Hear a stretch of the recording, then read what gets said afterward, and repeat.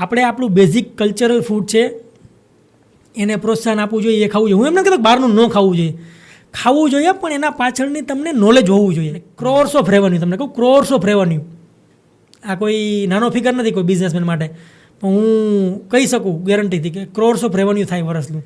હું કાઠિયાવાડી ફૂડને 2030 પહેલાં $1 billion industry બનાવવા માગું છું, સિંગલ હેન્ડેડલી $1 બિલિયન ઇન્ડસ્ટ્રી. અને હું ઓછામાં ઓછા 10,000 જણાને મારી સાથે જોડવા માગું છું કે જે એક્સપર્ટ લેવલ ઉપર ગ્લોબલી કામ કરે. કીધું કે Nikunj your food is patented food, એ લેવલનું તમારું ફૂડ છે, પેટન્ટ કરી શકાય ને એવું. અને અચ્છા, હવે એક પ્રશ્ન એવો બીજો છે મનમાં, ઘણીવાર આપણે જમવાની વાતો કરતા હોઈએ બનાવવાની. હવે તમે મોસ્ટલી અત્યારે તમારા વિડીયો ખેતરમાં જ બનાવવાના હોય.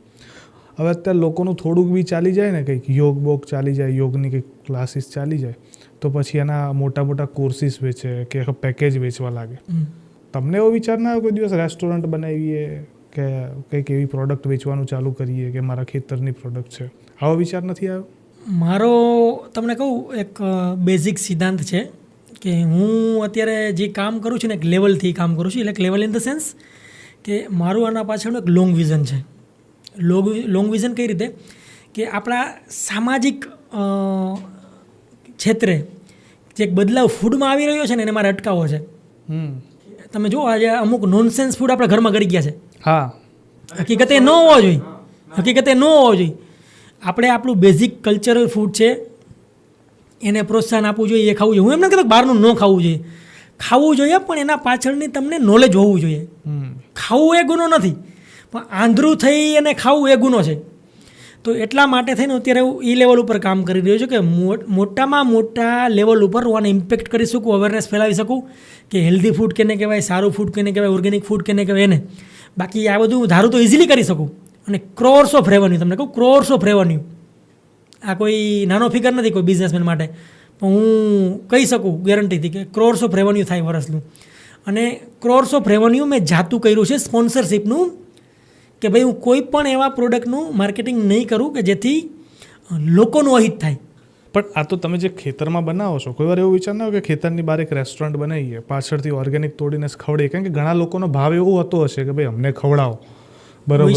ઘણા તમને મળવા આવતા હોય છે, બરોબર. મારા જ 2-3 મિત્રો તમને મળવા આવેલા છે, તો એ લોકો તમે સલાડ ખવડાવ્યું તો એમને વાત કરી હતી મને, બરોબર. તો એ આ બધાનો ભાવ હોય કે ભાઈ ખવડાવે, કે એવી હોટલ બનાવે કે ઓર્ગેનિક ફૂડ ખાવા મળે, એકચ્યુઅલી ફૂડ કેવું હોય ખબર પડે.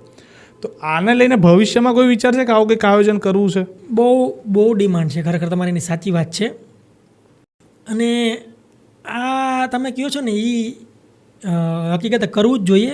હું બી ફ્યુચરમાં કરીશ, પણ આની જે ઇમ્પેક્ટ છે ને એ લાર્જ હોવી જોઈએ. આપણે મોટી થિંકિંગવાળા માણસ છીએ, રહેવાનું ડાઉન પણ થિંકિંગ મોટી રાખવાની. હું કાઠિયાવાડી ફૂડને 2030 પહેલાં $1 બિલિયન ઇન્ડસ્ટ્રી બનાવવા માગું છું, સિંગલ હેન્ડેડલી $1 બિલિયન ઇન્ડસ્ટ્રી. અને હું ઓછામાં ઓછા 10,000 જણાને મારી સાથે જોડવા માગું છું કે જે એક્સપર્ટ લેવલ ઉપર ગ્લોબલી કામ કરે. જો ઇટલીનું ફૂડ, મેક્સિકન ફૂડ અહીંયા ઇન્ડિયામાં ઘૂસી શકતું હોય તો આપણું ત્યાં કેમ નહીં? કેમ નહીં? સવાલ જ નહીં. થઈ શકે, પણ તમારી એક વિઝન છે એ ક્લિયર હોવું જોઈએ, તમારા એથિક્સ છે સારા હોવો જોઈએ, અને તમારો એના પાછળનો ભાવ સારો હોવો જોઈએ, તો એ તમે કરી શકો. બિઝનેસ મોડેલ સારું હોવું જોઈએ, બધી વસ્તુ કન્સિડર કરવાની મેમ. તો એ નજીકના ભવિષ્યમાં હું એના ઉપર વિચારીશ કે ભાઈ આના પાછળ આપણે કામ કરવું જોઈએ, ને આ લેવલથી હું કામ કરીશ. મારે એક કમાવ એવું નહીં કે ભાઈ હું મારું જે મોડલ હશે ને એ બહુ અફોર્ડેબલી કે ઇઝીલી એક્સેસેબલ હોય વર્લ્ડ વાઇડ, એ રીતે હું ટ્રાય કરીશ. અને ખાલી હું નહીં, બધાય કમાય, અને આપણી જે ફૂડની ગ્લોરી છે હકીકતની, કાઠિયાવાડી જે રિયલ ફૂડની, એ બ્યુટિફાય થાય, એ એક્સપાન્ડ થાય, ગ્લોબલી એને રીચ મળે. અને આપણું ફૂડ ઇવન મેં મારું ટેસ્ટિંગ કરેલું છે ત્યાં ખીજડીયામાં જ. અચ્છા. ગોરા લોકો બી, ફોરેનર બી મારું ફૂડ ખાઈ ચૂક્યા છે. તો એના જે કોમ્પ્લિમેન્ટ્સ હતા ને એને એ લોકોએ મને એમ કીધું કે Nikunj your food is patented food, એ લેવલનું તમારું ફૂડ છે, પેટન્ટ કરી શકાય ને એવું. અને બીજું એ કીધું કે તમે બધી જે ઇન્ડિયાની માન્યતા હતી ને એને રોંગ પ્રૂવ કરી છે કે Indian food is spicy, oily, સમજ્યા તમે? તો એ બધી વસ્તુને રોંગ પ્રૂવ કર્યું છે. તો મને ત્યારથી એક મારામાં કોન્ફિડન્સ આવવા માંડ્યો.